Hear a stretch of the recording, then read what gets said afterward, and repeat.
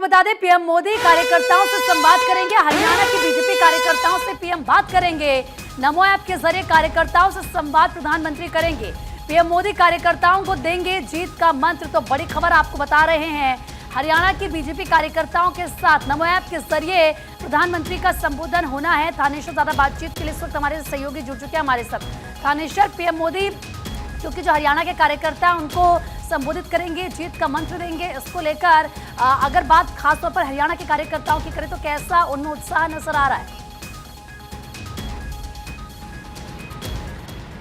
देखिए, भारत के इतिहास में पहली बार हो रहा है कि देश के प्रधानमंत्री, जो एक बीजेपी के प्रमुख भी कहा जा सकता है, तो वो अपने कार्यकर्ताओं से संबोधित कर रहे हैं। इसको लेकर कार्यकर्ताओं में सुबह से ही बहुत उत्साह है। कार्यकर्ता जगह जगह एकत्रित होकर संवाद में, टोलियों में बैठकर, जिसे बीजेपी में वर्ड इस्तेमाल किया जाता है कि टोली, ग्रुप में बैठकर संवाद कर रहे हैं। और सबसे बड़ी बात है कि प्रधानमंत्री उन्हें जीत की गुरुमंत्र दे रहे हैं कि किस तरीके से विधानसभा चुनाव में जो जीत है वो अपने पक्ष में करनी है। तीसरी बार हरियाणा में बीजेपी की सरकार बनानी है, किस तरीके से करना है। पहली बार ऐसा हो रहा है कि हरियाणा के कार्यकर्ताओं से कोई बीजेपी का प्रमुख, देश के प्रधानमंत्री जैसा जो लीडर है वो बात कर रहा है। कार्यकर्ताओं में बहुत ज्यादा उत्साह है। सबसे बड़ी बात यह है कि बीजेपी एक अनुशासित पार्टी है। अनुशासन के नाते जिस तरीके से अभी 12:30 बजे प्रधानमंत्री का ये संबोधन शुरू होना था, उसको लेकर सुबह से ही तैयारियां शुरू कर दी गई थी। अब प्रधानमंत्री का संबोधन अब तक शुरू हो चुका होगा। नमो ऐप के जरिए प्रधानमंत्री संबोधित कर रहे होंगे। क्योंकि बीजेपी बहुत अनुशासित पार्टी है, कुछ हमारे साथ है, उनसे बातचीत करने का प्रयास करते हैं। भाई साहब, आज प्रधानमंत्री जिस तरीके से नमो ऐप के जरिए संबोधित कर रहे हैं कार्यकर्ताओं को, आप भी उनमें से, क्या कुछ अब तक संबोधन हुआ है?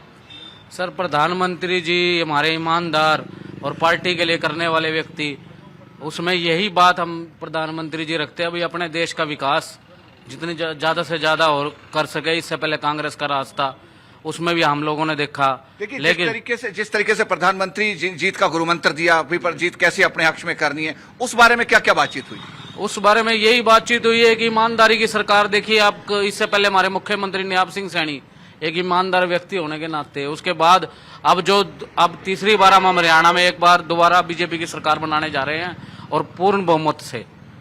देखिए, ये बीजेपी के कार्यकर्ता हैं। प्रधानमंत्री ने जो भी बात की है वो सीधा नहीं बताएंगे, क्योंकि अनुशासित पार्टी है। वो उसको निहायत ही गुप्त बात रखते हैं और गुप्त बात होने के कारण पब्लिक में नहीं लाते, लेकिन घुमा फिरा कर बताते हैं। जैसा इन्होंने कहा कि प्रधानमंत्री ने कहा कि तीसरी बार सरकार बनानी है और किसी भी हद तक जाना है, कुछ भी करना है, क्योंकि प्रधानमंत्री डबल इंजन की सरकार थी। केंद्र सरकार और प्रदेश सरकार ने जो जो विकास कार्य करवाए हैं वो जन जन तक पहुंचाने, गांव गांव जाकर पहुंचाने। और प्रधानमंत्री ने प्रत्येक कार्यकर्ता की ड्यूटी लगाई है कि एक एक कार्यकर्ता 10-10 वोटर्स को जो योजना डबल इंजन की सरकार ने जो कार्य किए उन कार्यों को समझाएगा और उन्हें बीजेपी के पक्ष में वोट करने के लिए मनाएगा। सीधा सीधा एक एक कार्यकर्ता के जिम्मे 10-10 वोटर लगाए गए। जी, और देखिए, हम कहते हैं कि बीजेपी एक ऐसी पार्टी है जो बूथ लेवल पर जाकर काम करती है और यही उसकी खासियत रहती है। और इसीलिए हमने देखा कि विश्व की सबसे बड़ी पार्टी बीजेपी बनी। आज जब प्रधानमंत्री नरेंद्र मोदी खुद, क्योंकि एक बीजेपी नेता के तौर पर अगर देखें, दूसरा खुद प्रधानमंत्री हैं वो देश के, जब वो कार्यकर्ताओं को जीत का मंत्र देंगे तो जाहिर सी बात है एक नया उत्साह, एक नया जोश इसके बाद नजर आएगा।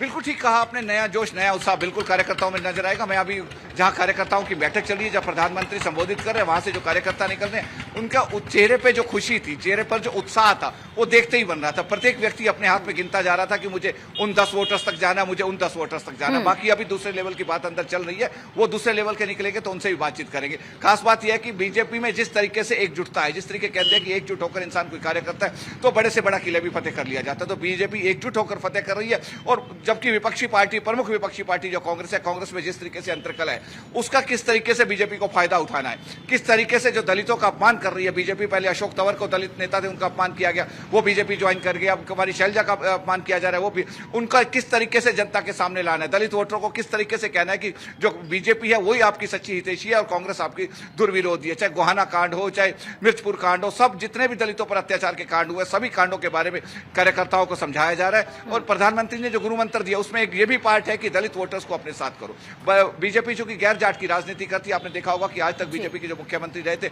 मनोहर लाल खट्टर, वो भी गैर जाट थे। मौजूदा जो मुख्यमंत्री हैं नायब सिंह सैनी, जो इस समय कार्यवाहक मुख्यमंत्री है, वो भी गैर जाट ही है। तो बीजेपी गैर जाट की जो राजनीति करती है उसमें ओबीसी और ओबीसी वोटर्स जो उससे थोड़ा दूर थे, उनको किस तरीके से अपने पास लाना है, किस तरीके से उनको बीजेपी की नीतियों पर चलने के लिए बाध्य करना है, ये सब बातें आज गुरुमंत्र के थ्रू प्रधानमंत्री क्योंकि संवाद तो चल ही रहा है थानेश्वर प्रधानमंत्री नरेंद्र मोदी का। ही बनता है। बिल्कुल आपने सही कहा, और जिस तरीके से वहां से कार्यकर्ता आ रहे हैं, आप उनसे बातचीत भी धीरे धीरे करेंगे।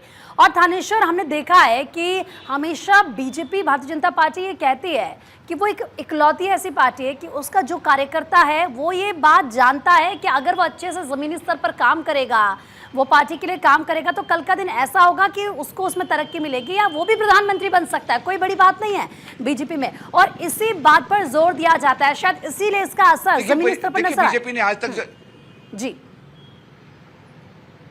देखिए, बीजेपी ने जो एग्जाम्पल सेट की हैं, अभी आप चाहे राजस्थान के जहां जहां से के मुख्यमंत्री आप देख सकते हैं कि किस तरीके से अलग अलग बंदों को जाके मुख्यमंत्री बनाया गया। चाहे हरियाणा के मुख्यमंत्री देख लीजिए, नायब सिंह सैनी जो है, कभी सोचा भी नहीं था। नायब सैनी से जब मेरी बात हुई तो उन्होंने कहा तो मैंने तो कभी